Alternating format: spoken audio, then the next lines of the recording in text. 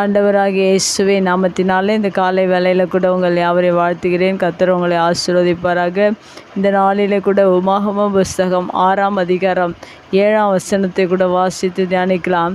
நீ அவைகளை உன் பிள்ளைகளுக்கு கருத்தாய் போதித்து, நீ உன் வீட்டில் உட்கார்ந்திருக்கிற போதும், வழியில் நடக்கிற போதும், படுத்து கொள்கிற போதும், எழுந்திருக்கும் போதும் அவைகளை குறித்து பேசி. மிக அருமையான வேத வசனம். இந்த வேத வசனத்தின் முதல் பகுதியில் கூட நீ அவைகளை என்று சொல்லப்பட்டிருக்கிற எவைகளை என்றால் வேதத்தினுடைய கட்டளைகள், வேதத்தினுடைய வார்த்தைகளை நாம் இந்த நாளில் கூட ஒவ்வொரு நாளிலும் நம்முடைய பிள்ளைகளுக்கு கற்றுக் கொடுக்கிறவர்களாக எப்படி கற்றுக் கொடுக்க வேண்டும், எப்படி பேச வேண்டும் என்று இந்த வேத வசனத்தில் இருக்கிறது. ஆனால் இந்த உலகத்தில் எல்லா மனிதர்களும் தேவையற்ற காரியங்களை பிள்ளைகளுக்கு கற்றுத்தருகிறார்கள், பேசுகிறார்கள். அநேக காரியங்களை பிள்ளைகளுக்கு இந்த உலகத்தின் காரியங்களை கற்றுத்தருகிறார்கள்.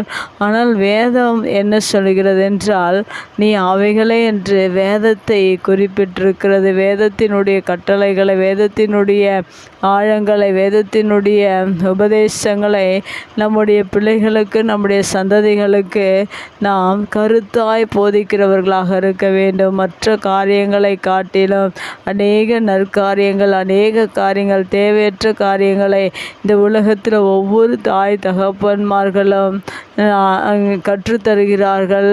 தீமையான காரியங்களை ஒரு சிலர் கற்றுத்தந்த பிள்ளைகள் நல்வழியை விட்டு தவறுகிறார்கள். ஆனால் வேதம் அநேக காரியங்களை கற்றுத்தருகிறார். அந்த வேதத்தை நாம் ஒவ்வொரு நாளிலும் நம்முடைய பிள்ளைகளுக்கு கருத்தாய் போதிக்கிறவர்களாக ஒவ்வொரு தாய் தகப்பனும் இருந்தால் இன்றைய நாளிலே சமுதாயத்தில் பிள்ளைகள் எல்லாம் மிக ஒழுக்கம் உள்ளவர்களாகவும் பரிசுத்தம் உள்ளவர்களாக விளங்குவதற்கு அது ஏதுவாக இருக்கும். உங்கள் பிள்ளைகளை ஒருவேளை நீங்கள் ஒழுக்கத்திலும் பரிசுத்தத்திலும் நீதியிலும் நேர்மையிலும் நீங்கள் வளர்க்க ஆசைப்படுவீர்கள் என்றால் மெய்யாகவே நீங்கள் இந்த வேத வசனம் சொல்லுகிற பிரகாரம் வேதத்தின் கட்டளைகளையும் வேதத்தின் வார்த்தைகளையும் உங்கள் பிள்ளைகளுக்கு நீங்கள் கருத்தாய் போதிப்பீர்கள் என்றால் மெய்யாகவே தேவன் அந்த பிள்ளைகளை உயர்த்தி ஆசீர்வதிக்கிறவராக இருக்கிறார். நாம் எப்படி போதிக்க வேண்டும், எந்த நேரத்தில் போதிக்க வேண்டும் என்று இந்த வசனம் சொல்லப்பட்டிருக்கிறது. நீ உன் வீட்டில் உட்கார்ந்திருக்கிற போதும் என்று சொல்லப்பட்டிருக்கிறது. இந்த உலகத்தில் அநேக மனிதர்கள் தொலைக்காட்சியின் முன்பாக உட்கார்ந்து அநேக காரியங்களை பிள்ளைகள் பார்த்து கொண்டிருக்கிறார்கள்.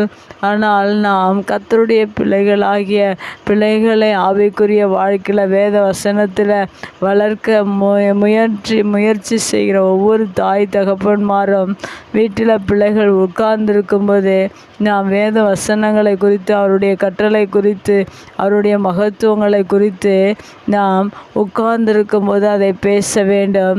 அது மாத்திரமல்ல, நாம் எங்கு சென்றாலும் பிள்ளைகளை அழைத்து செல்வோம் என்றால் தேவனுடைய மகிமைகளை, அவருடைய அதிசயங்களை, அவர் செய்த அற்புதங்களை, அவர் நமக்காக செய்து வைத்திருக்கிற அநேக காரியங்களை, வாக்கு தத்தங்களை குறித்து உங்களுடைய வாழ்க்கையில் பிள்ளைகளை நீங்கள் வழியில் நடக்கும்போது அவைகளை குறித்து நாம் பேச வேண்டும். அது மாத்திரமல்ல, நம்மோடு கூட பிள்ளைகள் படுத்து கொள்ளும்போது இரவு நேரங்களில், ஓய்வெடுக்கிற நேரங்களில் அநேக காரியங்களை குறித்து அநேக மனிதர்கள் பிள்ளைகளிடத்தில் பேசுவது வழக்கமாக கூட இருக்கும். ஆனால் நாம் உலகத்தின் காரியங்களை மாத்திரமல்ல, நாம் கர்த்தருடைய வேதத்தில் இருக்கிற வேத வசனங்களின் மகத்துவங்களையும் அவர் நமக்காக வைத்திருக்கிற ஆசீர்வாதங்களையும் பிள்ளைகளுக்கு நாம் படுத்து கொள்ளும்போது அவைகளுக்கு நாம் கற்றுக் கொடுக்கிறவர்களாக, கருத்தாய் போதிக்கிறவர்களாக இருக்க வேண்டும்.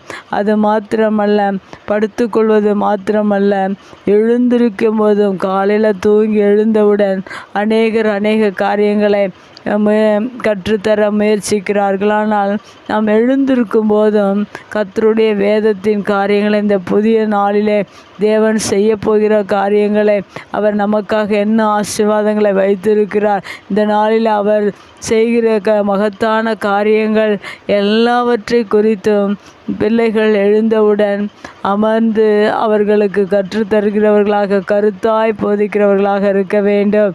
இவை எல்லாவற்றையும் நாம் குறித்து பேசும்போது, எல்லா நேரங்களிலும், படுக்கும்போதும் நடக்கும்போதும், ஒவ்வொரு நாளிலும் எல்லா நேரங்களிலும் கர்த்தருடைய வேதத்தை பேசுவீர்கள் என்றால் மெய்யாகவே உங்கள் பிள்ளைகள் இந்த பூமியில் சிறந்து, இந்த பிள்ளைகள் ஒரு உயர்வுக்கும் மேன்மைக்கும் அநேக காரியங்களை அவர்களுடைய வாழ்க்கையில் கற்றுக்கொள்வதற்கு, பரிசுத்தத்திலும் நீதியிலும் நேர்மையிலும் எல்லாவற்றிலும் அவர்கள் சிறந்து விளங்குவதற்கு நாம் ஒரு வழிகாட்டியாக பெற்றோர்கள் இருப்பதற்காக தேவன் இந்த வார்த்தையை எழுதி வைத்திருக்கிறார். நீங்களும் உங்கள் பிள்ளைகளுக்கு கருத்தாய் இவைகளை போதித்து, இவைகளை குறித்து எல்லா நேரங்களிலும் பிள்ளைகளோடு கூட நீங்கள் பேசுவீர்கள் என்றால் மெய்யாகவே தேவன் உங்கள் பிள்ளைகளை மென்மேலும் ஆசீர்வதிப்பார். கண்களை மூடி ஜெபிக்கலாம். எங்கள் அன்பு தகப்பனே, இந்த அருமையான வார்த்தையின் பிரகாரம் எங்கள் பிள்ளைகளையும் உடைய வார்த்தையின் பிரகாரம், கட்டளைகளின் பிரகாரம் நாங்கள் அவைகளை குறித்து கருத்தாய் பேசி எங்கள் பிள்ளைகளை வளர்ப்பதற்கு நீர் இந்த வார்த்தை இந்த புதிய நாளில் கொடுத்திருக்கிறதற்காக நன்றி செலுத்துகிறோம். ஒவ்வொரு பிள்ளைகளையும் இந்த வசனத்தின்படி நீர் நடத்துங்க, ஆசீர்வதிங்க.